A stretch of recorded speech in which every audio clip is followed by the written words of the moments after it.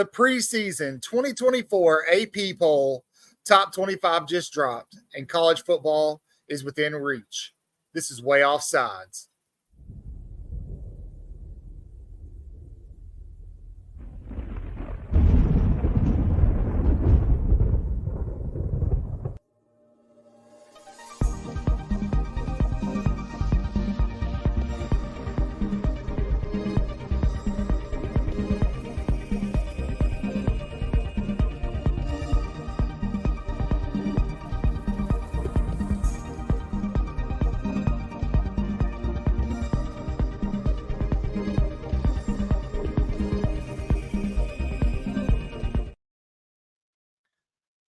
Welcome. Good afternoon, good morning, good evening, whatever the case may be. And know that funny feeling in your stomach isn't the blot of mustard you had on your roast beef sandwich last night. It's because we're 20 days out from college football season. It's excitement. It's joy. And today, it just culminates into one event, the release of the AP Top 25 poll. Now, Jeff, you got to know Jeff. Jeff hates preseason polls. And we're going to go through this and talk about it, and you'll probably discover why. But I want to hear your thoughts. So be sure you go to that comment section. Tell us what the AP got right, what they got wrong, who should be in the top 5, who shouldn't be, who's too high, who's too low. And while you're at it, we need all the Bama fans. We're trying to build a massive community of Alabama fans. So make sure you're liking, subscribing. But as I've said, you're here for the AP poll. It's dropped. It's official. College football's 20 days out, and we now know who the top 25 will be leading into the 2024 college football season.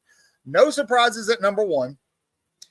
Maybe not even a surprise at number 2. Maybe a surprise at number 3. But let's get started.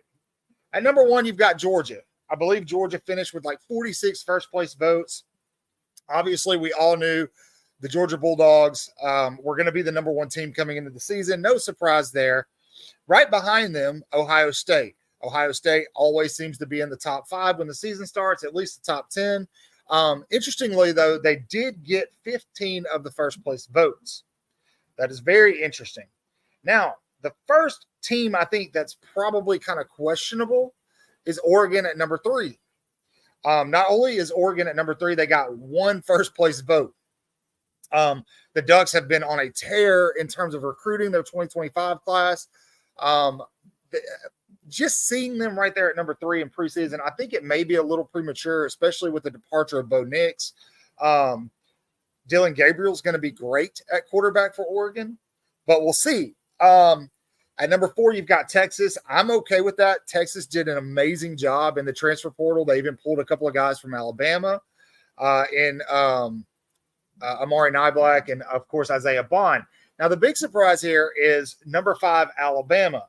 Why is that a big surprise? It's a surprise not for us because we've been telling you all offseason, don't count Alabama out. Don't listen to the toxicity within the mainstream sensational media, sports media that is, when it comes to Alabama.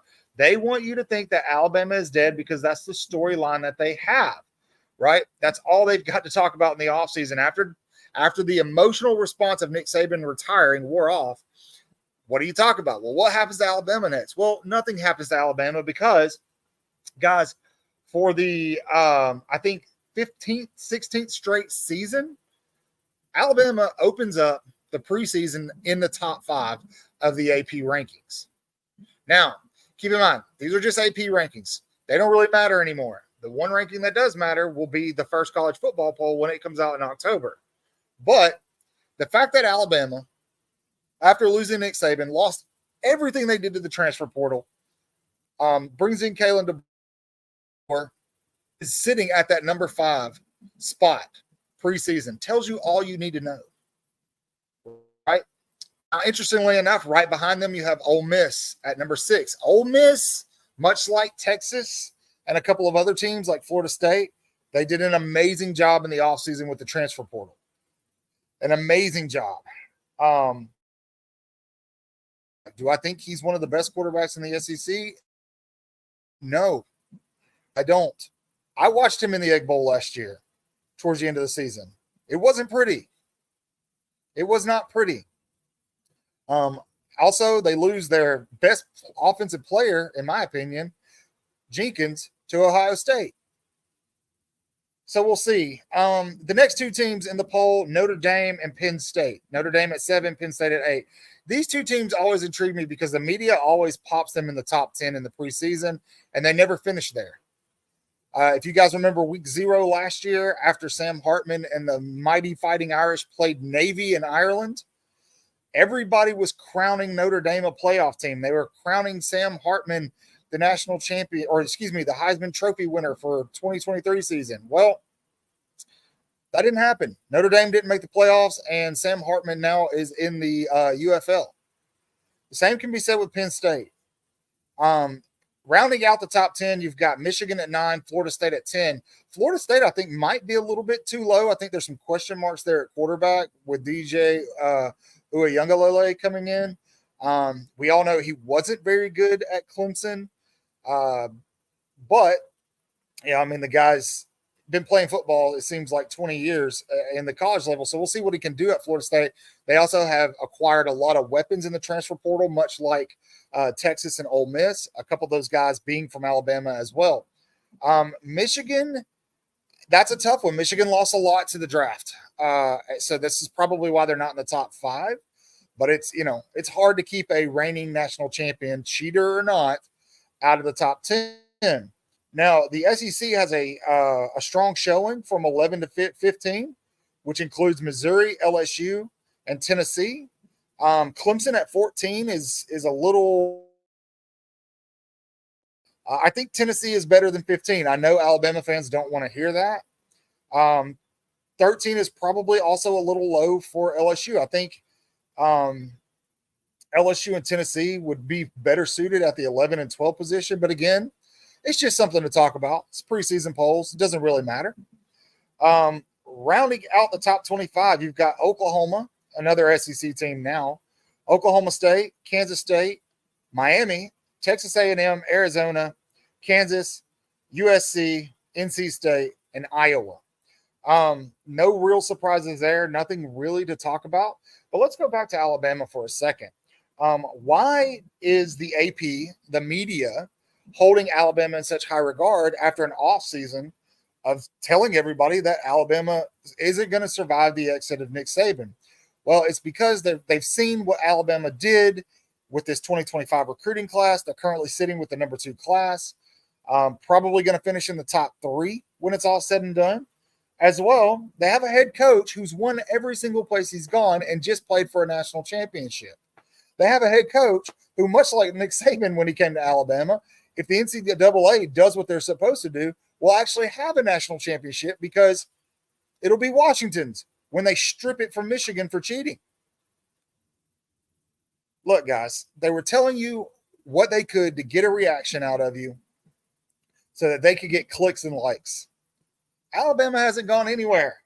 For 16 straight seasons, the Alabama Crimson Tide has started the college football season in the top 5. And that's not ending anytime soon. Anytime soon. They'll likely finish in the top 3 this year. I think they take one loss during the regular season. Spoiler alert, because we're going to pick those in a couple of weeks. We'll pick SEC records in a couple of weeks before the season starts. And that way, if I'm wrong, you guys can hold me accountable to that at the end of the season. But this is a clear indication that all the media has been saying one thing all offseason. They think something different. So that'll do it. I want to get your reaction to the AP poll. Again, poll is just that. It's an opinion-based poll. It doesn't really matter. The poll that matters will be the college football playoff poll when it drops. But it gives us something to talk about.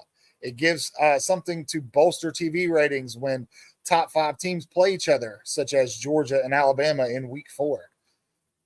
So until then, be sure to let us be loud. Think, what did they get right? What did they get wrong? Who's too low? Is there somebody that didn't make it in the top 25 that you think should be in the top 25? But in the meantime, be sure you're taking a look at our membership packages, guys. We have 2 underclassmen and upperclassmen. Both are monthly to give you access to members-only content, materials, live chats, watching live games with us, tailgate dice, giveaways, all sorts of things. So do your research. If this is something you would like to do, you can subscribe to our monthly memberships. We call them WO Insiders. Over on YouTube, you can do that through the Safari app on your iPhone or Android device. You have to log in. This is a great place, a great community to just enjoy the season together. Like I said, we're going to do a lot of member-only live stream watch parties and things like that. You guys are definitely going to want to be part of that. I am a blast to watch college football with, I promise. But as always, you guys know the drill.